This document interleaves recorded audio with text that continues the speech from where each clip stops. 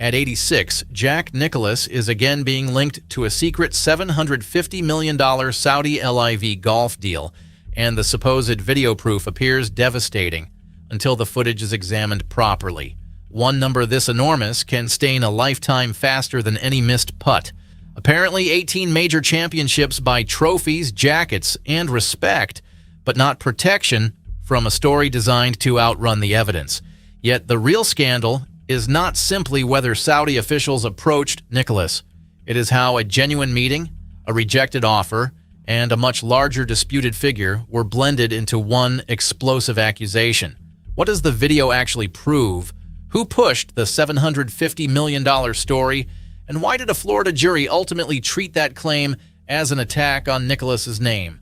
Subscribe if golf history deserves evidence before outrage. Then tell us, would any amount justify abandoning the PGA Tour? The first fact is not disputed. Saudi representatives wanted Jack Nicklaus involved in the project that became LIV Golf. Long before Greg Norman became the public face of the breakaway league, the Golden Bear was viewed as the ultimate symbol. He carried 18 major championships, 73 PGA Tour victories, global business experience, and a name recognized far beyond golf. If Levy wanted instant legitimacy, attaching Nicklaus to the launch would have been like borrowing Augusta's green jacket for a press conference. Nicklaus later spoke openly about the approach. In 2022, he said Saudi organizers had offered him more than $100 million to perform a role similar to Norman's. He also said he rejected them twice, once verbally and once in writing. He had helped build the PGA Tour and considered it part of his legacy. An approach happened. Nicklaus said no. None of that proves a secret $750 million agreement. It proves almost the opposite. The documented figure Nicklaus publicly described was above $100 million, not $750 million, and he described an offer he refused rather than a contract he accepted.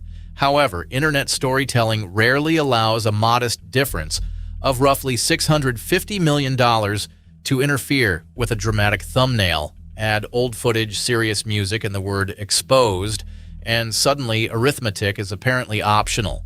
The meeting itself also had another purpose. Court records described how a Nicklaus Companies official arranged for Nicklaus to meet Gulf Saudi representatives in 2021 regarding golf course design work in Saudi Arabia.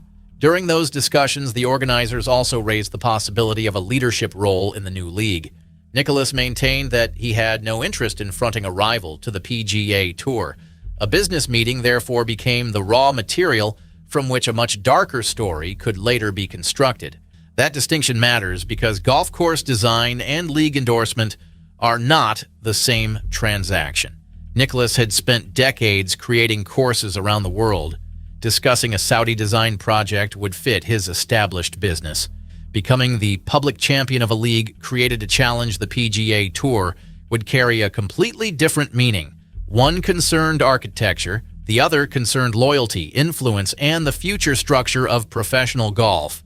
But here is the detail the dramatic videos often hide. The $750 million allegation was not validated as Nicklaus's secret payday.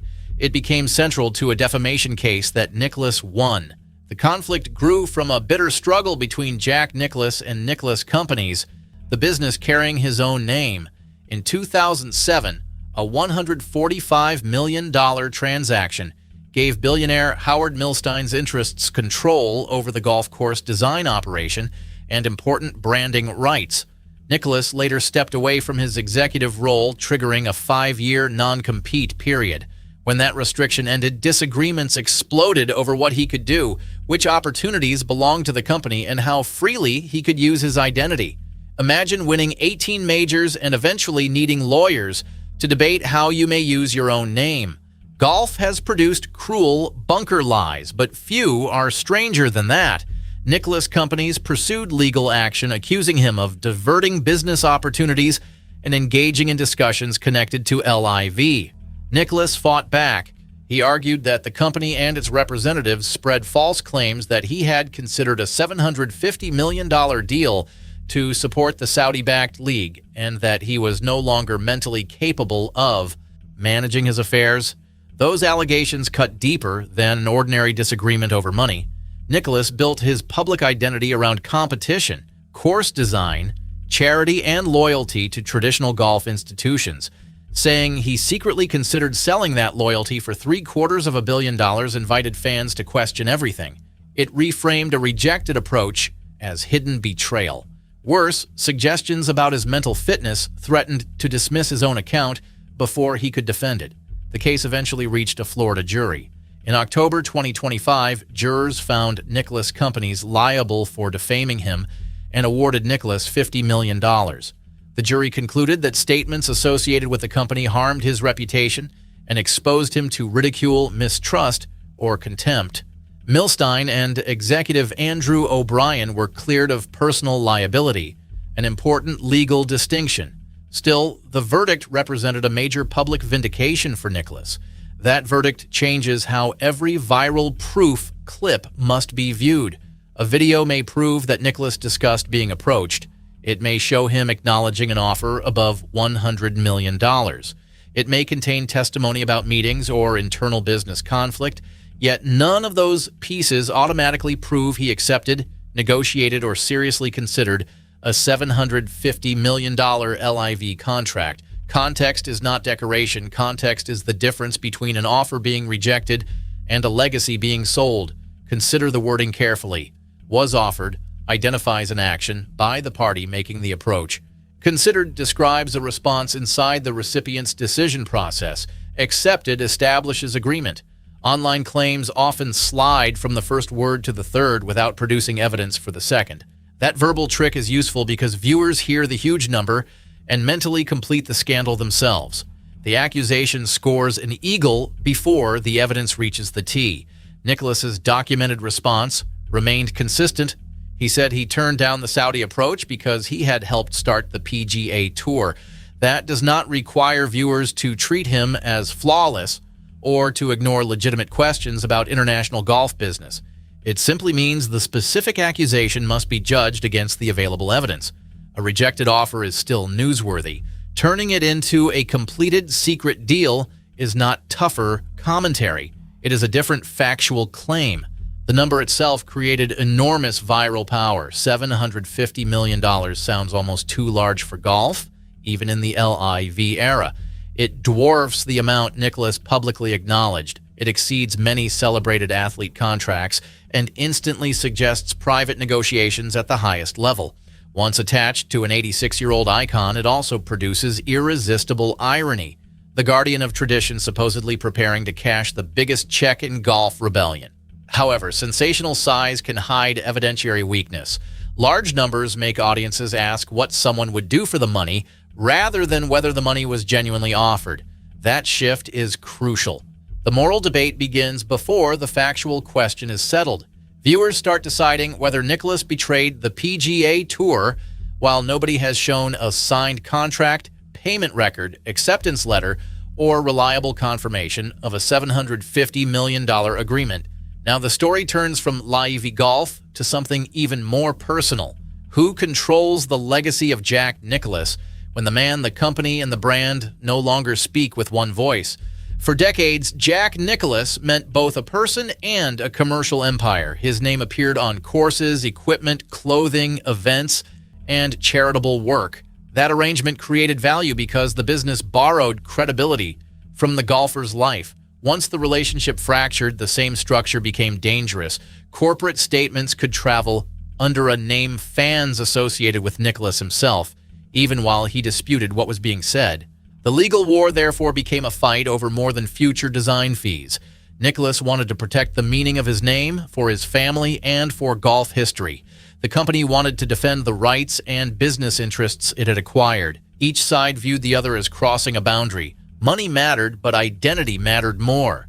At 85 during the verdict and now 86, Nicklaus was not trying to build another playing career. He was fighting over how the completed one would be remembered. That explains why the LIV accusation carried such force. Nicklaus had publicly aligned himself with the PGA Tour during the sport's civil war. The Memorial Tournament remained one of the tour's most respected events.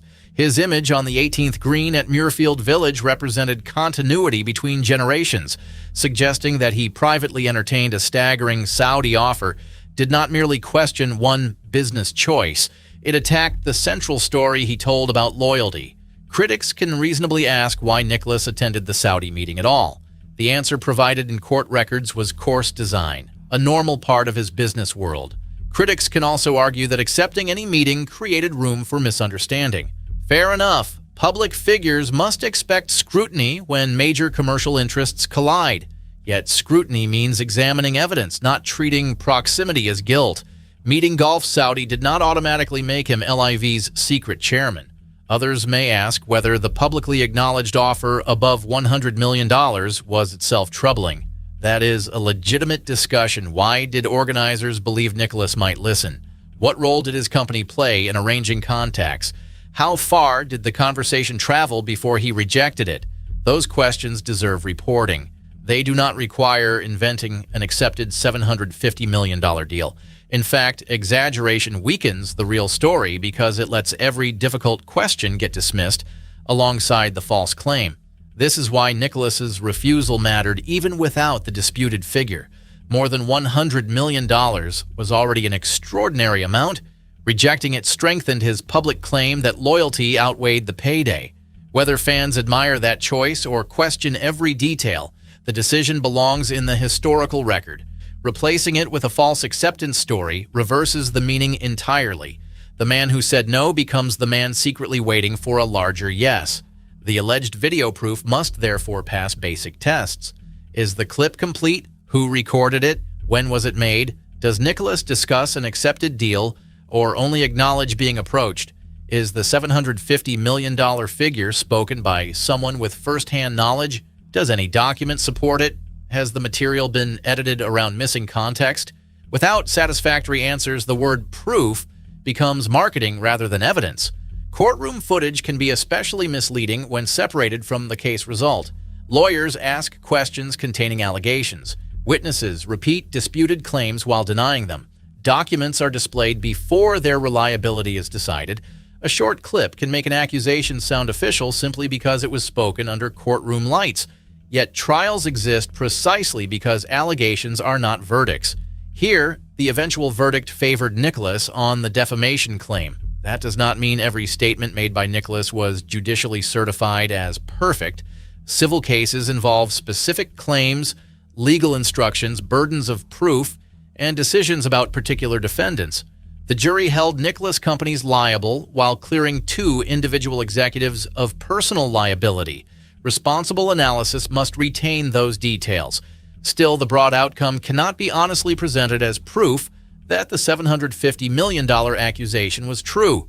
The company was ordered to pay $50 million after the jury found defamation. Afterward, Nicklaus described the fight as being about more than himself. He emphasized protecting his legacy and family name. That reaction made sense. Money can compensate for harm, but it cannot fully pull a viral accusation from every screen. Headlines remain searchable. Edited clips survive. New channels rediscover old allegations and present them as fresh exposure. Reputation suffers through repetition because the fifth telling can feel like 5 independent confirmations. Here is the uncomfortable question every golf fan must answer. If a claim survives online after losing in court, does outrage now carry more authority than a verdict? The internet rewards certainty.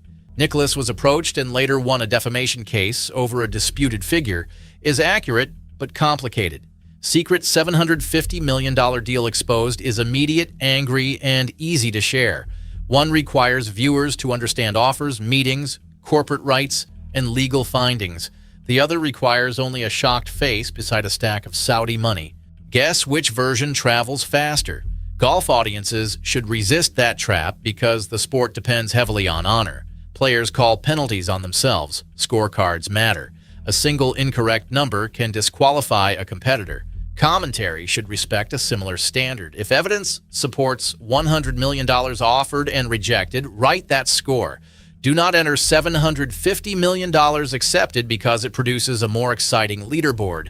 At 86, Nicklaus's legacy is already enormous, but not untouchable. 18 major victories remain the men's record. 6 Masters titles, 5 PGA championships, 4 U.S. Opens, and 3 Open championships define competitive greatness across decades. His course design empire extended his influence long after his final serious putt. The memorial connected his name permanently to the PGA Tour. Those achievements explain both why LIV wanted him and why a betrayal story could cause damage. Legacy is not only a list of trophies, it is the meaning people attach to those trophies after the athlete leaves the stage. Nicklaus spent decades being presented as the Golden Bear, the measured elder, and the standard against which major champions were judged.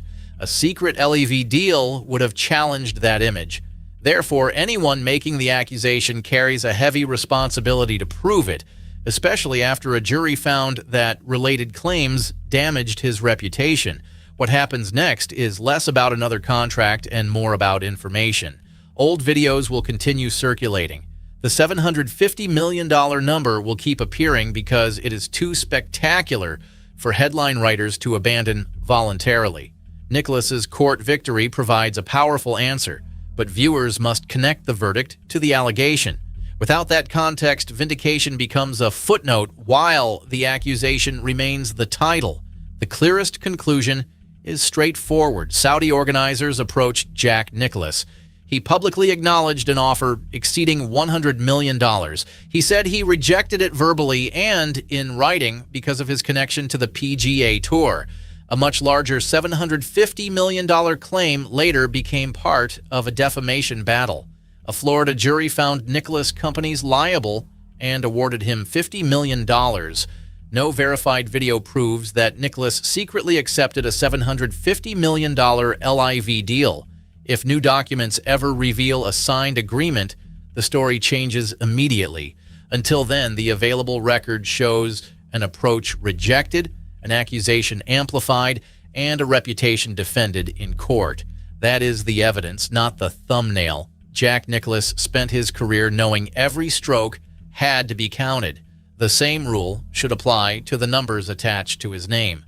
$100 million offered is not $750 million accepted, no matter how dramatic the background music sounds. Comment, evidence. If you believe proof should matter more than outrage, then subscribe for golf stories that examine the full scorecard before declaring someone guilty.